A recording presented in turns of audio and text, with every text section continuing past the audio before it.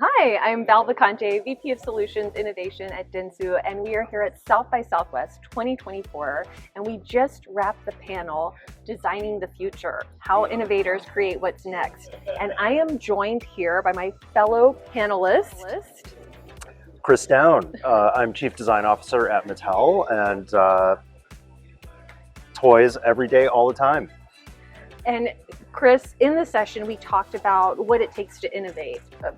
You want to share with everybody some of the tips or topics we covered?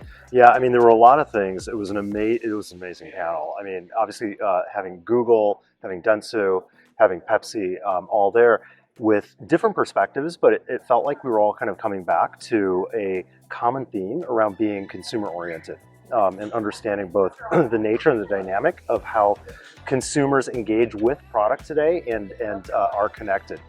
From a dentsu point of view, in terms of demand creation, consumer engagement, consumer retention, I think from a product point of view and a play point of view, Mattel, Pepsi, and Google all talked about kind of playful engagement all the way through to playful toys and ways that we're connecting, but the consumer was in the middle of all of it, which for me, coming from Mattel, the consumer is our boss. The kid is our boss, we like to say. And it was really fun talking about the ways and the mechanisms, as well as the value of keeping the consumer in the center that we all shared on the stage.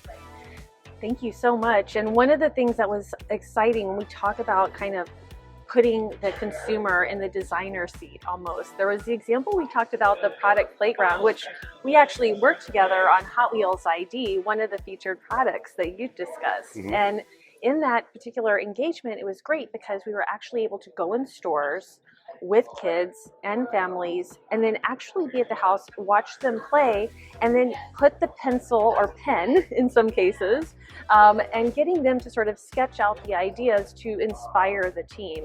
And so that was a really great example of, again, putting the kids and parents in the designer seat. Yeah, I mean, ethnographic research or seeing consumers either in their shopping environment or natural play environment is key. And I think that's probably another shared value and shared behavior that we all have from different companies and different walks. The other topics that we talked about, and certainly coming from a Mattel point of view, where I shared elements of the playbook, is also understanding from a consumer value point of view and a brand value point of view, what's the intersection that's going to make it just click for consumers, whether they're adult buying or kid playing. And that's another aspect where a Barbie or a Hot Wheels or an American Girl or a Polly Pocket or what brand or a Masters of the Universe, there's a different consideration based on the natural brand values that category represents and the specific brand value that we've developed over time, because a lot of what we at Mattel do is we nurture heritage brands and make them relevant for consumers of today and tomorrow. And so in that journey, understanding how to make that connection, both empathically through observation, as well as through culturally in predicting what's going to be next, is all part of our innovation process. Well, and you touched on the playbook. If you don't mind, can you kind of briefly discuss that with everybody? You had those 4 key points. Yeah, so I mean, it starts out with really understanding what that brand value is. And so it could be about inspiring the possibilities in the case of Barbie, and that is part of the origin story, and it's upheld through everything that we do today, whether it's a consumer product, a live event, a theatrical, or a toy. It could be about challenging nurturing the challenger spirit in the case of Hot Wheels. But every brand has kind of its own orientation of value that we're trying to ensure that we're promoting and supporting as part of not just the history, but also of the value that we're establishing with consumers for now and in the future. The second piece is really about being consumer-centric, and we talked a lot about it already. Understanding our consumer is kind of the lifeblood of what we do and why we do it. The other aspect of understanding today and tomorrow what the cultural currents are going to be that our products live within is critical, so that we're able to adopt and adapt. So what is relevant today for American Girl is going to be even more relevant tomorrow, or we create relevancy by observing today and predicting what the future will be across all of our brands. So that cultural relevance piece is critical in stoking the fandom around our brands. And then the last piece is unique to Mattel in some ways, although a lot of others have brands that people care about and know about and don't live in a single category. And that is leveraging franchise opportunity through our brands that certainly transcend a single category. For example, Hot Wheels Let's Race just launched as a Netflix. I believe it's #1 for kids right now on Netflix. So we're talking about an animated series.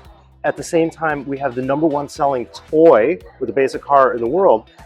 At the same time, we have a video game that's out there. At the same time, we're doing other things in augmented reality and digital collectibles and all the rest. So it's understanding from a franchise point of view, what is the right opportunity to expand the brand engagement based on who the consumer is and where that brand and brand appetite is for the consumer. So Chris, what is the one thing you want people to take away either from the panel or South by Southwest? Yeah, I mean, look, the kiwi strawberry, as I like to say, the kind of the hot topic, of course, is AI. Every other conversation that you have is dominated or at least started with AI. It's something that's important to Mattel as well as we look at leveraging the capabilities that it represents. That said, that is a takeaway. I think that from the panel and I think in general, Southwest, the common thread is really understanding the consumer, where the consumer is at, what their natural disposition is, their desires, and using that to kind of, it's not about predicting the future, but it is about thinking about and believing what that future state is going to be, where consumers are at, how consumer is going to be thinking about and wanting to engage with your brands. That's going to drive how we innovate, what we innovate, and ultimately the decisions that we're making today that are going to show up in consumers' hands 12 to 15 months from now. Chris, thanks so much for joining us at South by Southwest, and we hope to do it again another year. Absolutely. Thank you so much, Val, for orchestrating a really engaging and I felt enriching panel talking about topics that I think resonated with everybody represented up there, all the companies represented. So thank you so much, Val. Thank you.